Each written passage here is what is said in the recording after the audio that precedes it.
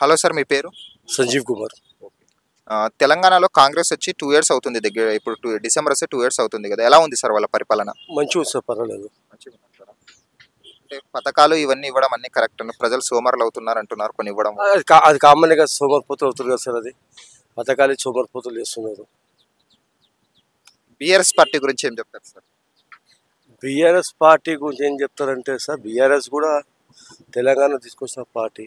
Telangana BRS అందరు కలిసి తీసుకొచ్చారు అనుకోండి. అలా కాంగ్రెస్ పాత్ర ఉంది, బీజేపీ పాత్ర ఉంది, అందరి పాత్ర ఉన్నది.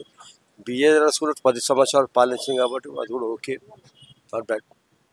తెల్ల రేషన్ కార్డులు ఇచ్చారు, రైతు బంధు, అలాగే మహిళలకు ఉచిత బస్సు ప్రయాణం ఇచ్చారు, కల్పించారు కదా. ఈ తెల్ల రేషన్ కార్డులు కానీ కొంతమందికి అందాయి, అందరికి అందలేదు. ఈ మహిళలకు ఏదైతే ఇచ్చారో దానివల్ల చాలా మంది నష్టపోతున్నారు, పురుషులు కానీ అలాగే చూసుకుంటే ఆటో వాళ్ళు కానీ అంటున్నారు. దాని మీద మీ అభిప్రాయం ఏంటి సార్? ఇప్పుడు తెల్ల రేషన్ కార్డుల వల్ల ఎవరికైతే రిక్వైర్మెంట్ ఉందో వాళ్ళకి ఇస్తే బాగుంటుంది. అంతేగాని సొంత మిల్లున్న వాళ్ళకి, రెంట్లో వచ్చేటోళ్ళకి అందరికీ ఇస్తే అది లాభం లేదు. ఎవరైతే పేదలు ఉంటారో, చాలా పూర్ పేదలు ఉంటారో వాళ్ళకి ఇస్తే బాగుంటుందని నా అభిప్రాయము. ఇంకోటి వచ్చి మీరు ఇంకో ప్రశ్న వేసారు, అది ఆటోల విషయంలో. ఉచిత బస్సు ప్రయాణం మహిళలకు, ఉచిత బస్సు వల్ల నీకు ఏమైపోయిందంటే లేడీస్కి అందరూ బస్సులో వెళ్ళిపోతారు.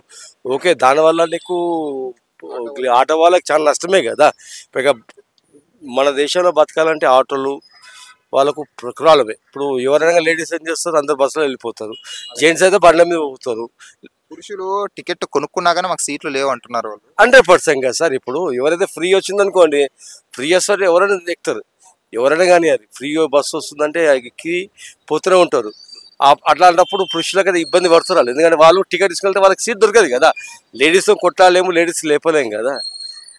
అలాగే చూసుకుంటే తెలంగాణలో బీజేపీ పరిస్థితి ఏంటి, ఎలా ఉంది బీజేపీ ప్రజెంట్? తెలంగాణలో బీజేపీ పరిస్థితి అంటే సార్, తెలంగాణ బీజేపీ పరిస్థితి అంతగా లీడర్ అంటే మంచి లీడర్ రావాలి సార్, ఇంకా స్ట్రాంగ్ లీడర్ రావాలి. ఇంకా తెలంగాణలో సంజయ్ని ప్రెసిడెంట్ గా తీసేసినారు కదా సార్. ఎవరైనా కానీ తెలంగాణలో బీజేపీ లీడర్ అనుకోవచ్చు ఆయన సార్. ఎవరికైనా 5 years ఉంటుంది కదా. అంతేగాని మరి బండి సంజయ్ నీకు చేస్తుందని చెప్పేసి 10 years చేయలేం కదా. ప్రతి ఒక్కరికి ఇవ్వాలి, ఛాన్స్ ఇవ్వాలి. ఇప్పుడు కిషన్ రెడ్డి గారు ఉన్నారు, ఆయన సీనియర్ లీడర్, ఆయన చాలా సీనియర్ లీడరు. ఆయన లక్ష్మణ్ గారు చేశారు, లక్ష్మణ్ అన్న ముషీరాబాద్ ఆయన చేశారు. ఇవ్వాలి, ఇంకా కొంతమందికి ఇవ్వాలి, ఇంకెవరెవరో తెలుసు వాళ్ళకి ఇవ్వాలి, ముందే తీసుకెళ్ళాలి. రాబోయే ఎన్నికల్లో మరి ఏది కాంగ్రెస్ కి పోటీ అనుకోవచ్చు, బీఆర్ఎస్ అనుకోవచ్చా, లేకుంటే బీజేపీ అనుకోవచ్చు? 100% బీజేపీ, 100% బీజేపీ, 101% బీజేపీ. బీఆర్ఎస్ పని అయిపోయింది అంటున్నారా మీరు? మరి బీఆర్ఎస్ పని అయిపోయింది అన్నా కానీ బీజేపీ అయితే నీకు స్ట్రాంగ్గా ఇస్తుంది. అంటే మీరు ఒక చూసుకోండి సార్, కేంద్రంలో మోడీ సార్ ఉన్నారు.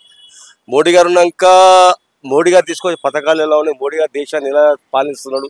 లాస్ట్ 10 yearsలో ఒక 40 years బ్యాక్ కాంగ్రెస్ ఎట్టుండే, ఒకరు మన దేశం మీదకి చూడాలన్నా కానీ ఇప్పుడు భయపడుతున్నారు. అప్పుడు మన దేశాన్ని భయపడుతున్నాం అమెరికా. ఇప్పుడు అమెరికా భయపడుతున్నామని భయపడతలేదు. ప్రపంచం మొత్తం తిరుగుతుంది, మోడీ తిరుగుతున్నాడు, ప్రపంచం మొత్తం తిరుగుతుంది. ఎందుకు తిరుగుతున్నాడు? ఫ్రెండ్షిప్ చేసుకోనీకి, బిజినెస్ చేయనీకి, వ్యాపారం చేయనీకి తిరుగుతున్నాడు. అర్థమైందా? సో కేంద్రంలో అంటే నీకు బీజేపీ ఉన్నది, రాష్ట్రంలో కూడా 101% బీజేపీ పోటీ ఇస్తుంది. సమస్య లేదాడ, ఇస్తుంది. సో ఓవరాల్ గా ఏమంటారు రేవంత్ రెడ్డి గారి కాంగ్రెస్ పరిపాలన గురించి? రేవంత్ రెడ్డి గారికి ఒకటే చెప్తున్నారు సార్, అందరినీ సమానం చూడండి. అంతేగాని మీరు కాంగ్రెస్ గవర్నమెంట్ అంటే ముస్లిమ్స్కి పెద్దపీట వేస్తారు వాళ్ళకి. ఇక్కడ హిందువులు కూడా మేము కూడా కడుతున్నాం, ట్యాక్స్ పే చేస్తున్నాము, అన్ని ట్యాక్స్లు పే చేస్తున్నాము. సో వాళ్ళని కూడా మాది కూడా కొద్దిగా చూడండి. మరి మీరు పెద్దపీట వాళ్ళకి వేయకండి, అందరినీ సమానం చూడండి. ఫస్ట్ ప్రియారిటీ వాళ్ళకి ఇస్తున్నారు, అలా చేస్తే మీకే కష్టమవుతాయి, కాంగ్రెస్కే కష్టమవుతుంది. ప్రతి ఒక్కరు ఆలోచిస్తున్నారు, ఎవరు ఏం చేస్తారు, ఏం కథ, ఎవరు హిందూకు లేడుతున్నారు, ప్రతి ఒక్కరు వాచ్ చేస్తారు. కాబట్టి అది మీరు చూసుకోవాల్సింది, అది మీరు ప్లానింగ్ చేసుకోవాలి ఎట్లా ఏం సంగతి అనేది. అంటే పెద్దపీట వాళ్ళకేసి మన ఎందులో చిన్న చూపు చేస్తే మాత్రం అది మీకు కష్టమవుతుంది. అది అలా మీకు చాలా డ్యామేజ్ అయిపోయింది, ఇంకా డ్యామేజ్ అవుతుంది. Right, thank you. Hi friends, మా ఫ్యూచర్ టుడే ఛానల్ చూస్తున్నందుకు చాలా థ్యాంక్స్. మరిన్ని లేటెస్ట్ వీడియోస్ కోసం వెంటనే సబ్స్క్రైబ్ చేయండి. అలాగే ఈ బెల్ ని కూడా రింగ్ చేసేయండి. మా లేటెస్ట్ వీడియోస్ నోటిఫికేషన్స్ అన్నీ మీ మొబైల్లో వస్తాయి. మా వీడియోస్ మీకు నచ్చితే లైక్ చేయండి, షేర్ చేయండి, నచ్చకపోతే కామెంట్ చేయండి.